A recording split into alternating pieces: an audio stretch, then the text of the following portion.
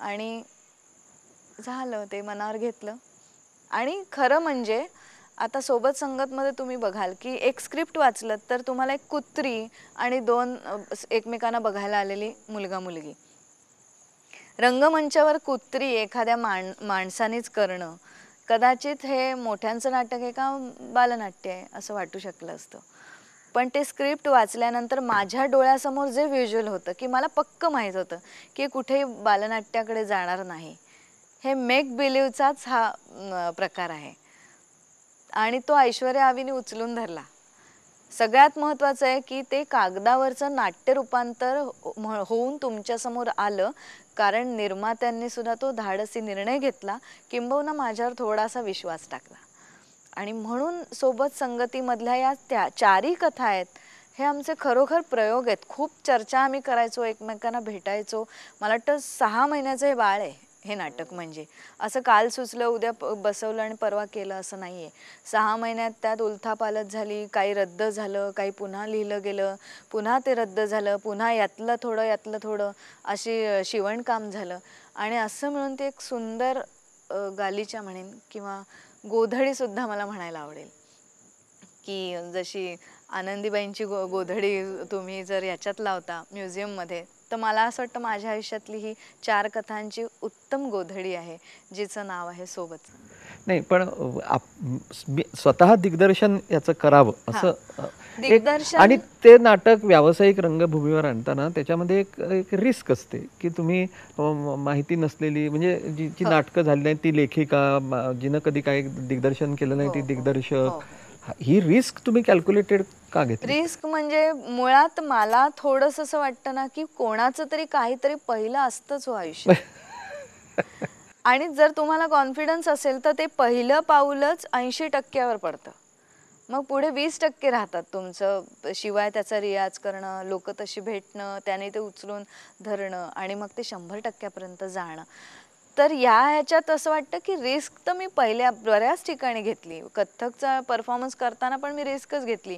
समेवर येईन नाही येईन काय माहिती, पण मला येतंय, हे चांगलं येतंय, लोकांना रिझवणार काहीतरी येतंय असं वाटलं होतं. आणि दिग्दर्शन मला करायचंच होतं, कारण मी विजयाताईंना फार जवळून पाहिलंय. मी सई परांजपेंबद्दल खूप ऐकलंय, त्यांची नाटकं वाचलेत, त्यांच्या नाटकांबद्दल ऐकलंय.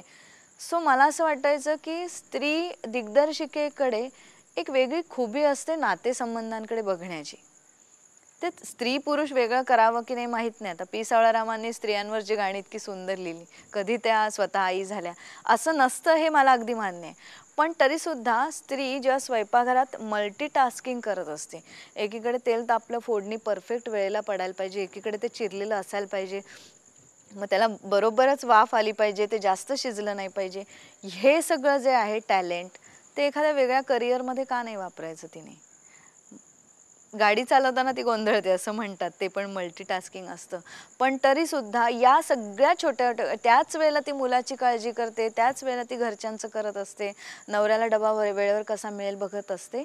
मग या सगळ्या टॅलेंटला आता वेगवेगळ्या करिअरमध्ये बायकांनी विभागलं पाहिजे आणि स्त्री दिग्दर्शिका आपण व्हायचं, हे ठरवलेलं होतं मी आज ना उद्या. कारण जी नाटकं मी केली, मी आता चंद्रकांत कुलकर्णींबरोबर वाऱ्यावरची वरात मी नाटक काम करत होते, तर माझ्या असं लक्षात यायचं की दिग्दर्शनाचं काम जास्त रिस्की आहे. त्याचबरोबर ते जास्त श्रेय पण मिळालं तर पूर्ण श्रेय मिळणार आहे, अपश्रेय मिळालं तरी पूर्ण अपश्रेय मिळणार. तर ते जास्त चॅलेंजिंग आहे, त्याला सगळ्याचा अभ्यास लागतो. मग ज्याला सगळ्याचा अभ्यास लागतो त्याच्यासाठी आपण मेहनत घेऊया आणि ते करूया. सो दिग्दर्शक व्हायचं होतं.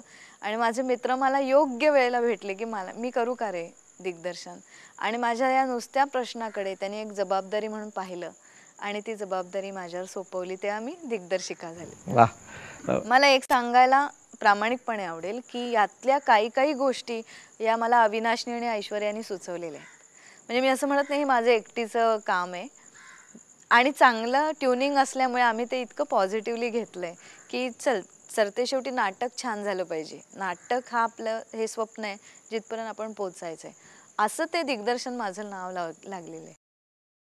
बरं, आणखीन एक प्रश्न विचारतो की एकीकडे कामं करायची, परफॉर्मन्स करायचा, दुसरीकडे पुस्तकं लिहायची. तर दोन्हींनाही पूर्ण कॉन्सन्ट्रेशन हवं असतं. हे कसं काय जमवतं, म्हणजे कंपार्टमेंटलायझेशन कसं जमतं? कारण कुठेही तुम्हाला तुमच्या कॉन्सन्ट्रेशनमध्ये बाधा आली की त्याच्यावर इफेक्ट होतो, परिणाम होऊ शकतो. मला असं वाटतं हा उत्साहाचा भाग आहे. त्याच्यामुळे मी मध्यरात्री पण मी लिहायला बसली, तेव्हा माझी झोप पण कमी होते. म्हणजे मी आधी 2 तास झोपते, नंतर 3 तास झोपते. आता अविनी सांगितलं उद्यापर्यंत तुझं लिहून व्हायला पाहिजे की मला टेन्शन यायचं. हो, त्याच्यावर ते आपण बसवणार कधी. मग मी अपरात्री सुद्धा बसून ते लिहिलेलं आहे. पुस्तकांचं म्हणाल तर जो तुम्ही प्रश्न विचारला की तू हे करत नाही, 2-2 वर्ष काम करत नाही, मग तू काय करते? मला असं वाटतं पुस्तकं त्या गॅपमध्ये झालेली आहेत की हे करत नाही तर त्याला एक प्रत्येक वेळेला आउटलेट राहिलाय मला जे म्हणायचंय, व्यक्त व्हायचंय त्याला. आणि अशी ही पुस्तकं तयार झाली आणि मला 24 तास कमी पडतात दिवसाचे. इतकी मी अखंड वेगवेगळी कामं करते, त्यात हे लिखाणाचं पण करते कधी. आणि माझ्या घरी अजिबात वेगळी खोली, वेगळं टेबल, वेगळं पेन नाही. मी स्वयंपाकघरात लिहिते, मी बेडरूममध्ये लिहिते, मी हॉलमध्ये लिहिते, मी बाल्कनीत लिहिते, मी लिहिते. ही जागा माझी. अच्छा.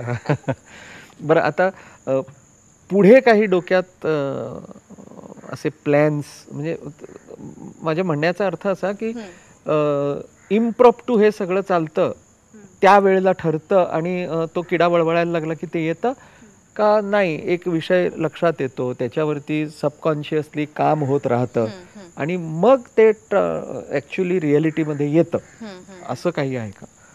काही गोष्टी या मेक टू ऑर्डर असतात आणि काही गोष्टी या 7-8, 8-8 वर्ष डोक्यात ठेवलेल्या असतात आणि त्याला अरे ही जागा आहे आत्ता हे बाहेर येण्याची, अशी येतात.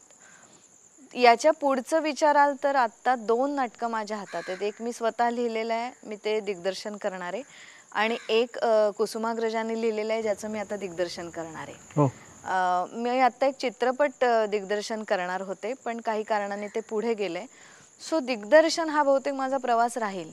त्याच्याबरोबर माझीच कलाकृती दिग्दर्शित करण्याचे योग जिथे जिथे येतील तिथे तिथे ते तुम्हाला लेखन, दिग्दर्शन असं दिसत राहील. आता 2 फिल्म्सवर मी काम करते, तर त्याच्यात पण मी स्क्रीन प्लेवर, दिग्दर्शनामध्ये मी दिसत राहीन. सो याचे पुढचे स्वप्न विचाराल तर लेखन, दिग्दर्शन आणि काम पण, अशी तिन्ही पातळीवर होत राहणार. आणि याच्यासाठी केवळ स्वतःचा अनुभव हाच गायडन्स? हो, अनुभव, गायडन्स आणि त्याहीपेक्षा इतर कलाकृती छान मनापासून बघणं, त्यातलं जे आवडतंय ते का आवडतंय ह्याची कारणं आपल्याला कळणं, जे नाही आवडतंय ते का आवडत नाहीये याची कारणं कळणं, खूप पिक्चर्स बघणं, खूप नाटकं बघणं. मी सूत्रसंचालिका आहे तर मी इतर सूत्रसंचालकांचं सूत्रसंचालन बघते. मला वाटतं हे बघणं आहे ना, ते जास्त शिकणं आहे. असं बोट धरून तुम्हाला प्रशिक्षण आय डोंट नो, म्हणजे त्यातनं तुम्हाला 100तल्या 9 गोष्टी मिळतात. पुढच्या तुम्हाला गोष्टी या स्वतःच डेव्हलप करायला लागतात. माझा सगळा 100%च प्रवास स्वतः शोधण्यात झालाय. जातो. पण असं काय आहे की प्रत्येकाच्या आयुष्यामध्ये, मग तो कलाकार असेल, साहित्यिक असेल, एक आयडॉल असतो की याच्यासारखं इथपर्यंत मला गेलं पाहिजे, आणि एक आयडियल असतं. तुमचे कोण आहेत का? म्हणजे कोण आपले ते यशवंतराव चव्हाण, अरे तू कोण होणार, मी यशवंतराव होणार, तसं आहे. माझं तसंच आहे का मला माहीत नाही, पण मला कोणासारखं कधीच व्हायचं नसतं. मला माझं संपदा व्हायचं असतं. माझ्याशीच स्पर्धा असते. मी काल केलेलं उद्या जास्त चांगलं करीन, एवढंच असतं. आता याच्यात सुद्धा अमुक लेखकासारखं मला व्हायचंय नाही, अमुक दिग्दर्शकासारखं नाही. मला जे सापडत जाईल तसा मी माझा मार्ग रोखीन. माझे आदर्श कोणी नाही. अभिनयाच्या बाबतीत भक्तिताई मला खूप आवडायच्या. नीना कुलकर्णी काही वर्ष मला त्यांच्या सुरुवातीची कारकीर्द खूप आवडली आहे. विक्रम गोखलेंची सुरुवातीची कारकीर्द खूप आवडली आहे. सदाशिव अमरापूरकरांची खूप आवडते. ऐश्वर्या अविनाशचं त्या कलेकडे बघणं खूप आवडतं. ते खूप पॉझिटिव्हली आणि खूप धडपड करतात. म्हणजे मी जर त्यांना रात्री 12ला बोलावलं ना, तर ते गोरेगावला उठून ठाण्याला 12ला सुद्धा येतील, एवढा उत्साह आहे. सो उत्साहासाठी माझे हे दोघं जण आयडॉल आहेत असं मी म्हणेन. पण मला त्या ऐश्वर्यासारखं व्हायचंय का, तर नाही. ऐश्वर्याच्या जागी आहे, मी माझ्या जागी आहे. मला अविनाश सारखं व्हायचंय का, नाही, तो त्याच्या जागी आहे, मी माझ्या जागी आहे. मला मी व्हायचंय. मला मी व्हायचंय आणि अनुभव हा माझा सगळ्यात मोठा माझा पाठीराखा आहे आणि मला वाट दाखवणार आहे. त्यामुळं मला इतर कोणासारखं व्हावं असं कधी वाटलं नाही. मला मीच व्हायचं आहे आणि दिग्दर्शन मात्र मी कधीही बंद करणार नाही. त्यामुळं माझा पुढचा प्रवास हा बहुतेक दिग्दर्शकाच्या दिशेनं चालू होईल असं मला वाटतं. असं ठामपणं संपदा जोगळेकर कुलकर्णी यांनी आपल्याला सांगितलं आहे. आपण सगळेजण त्यांच्या या पुढच्या प्रवासासाठी एवढंच म्हणूया, all the best. Yes, thank you. आणि तुम्ही धन्यवाद. मुद्दाम इथे आला त्याबद्दल प्रुडंट मीडियाच्या वतीनं धन्यवाद. धन्यवाद.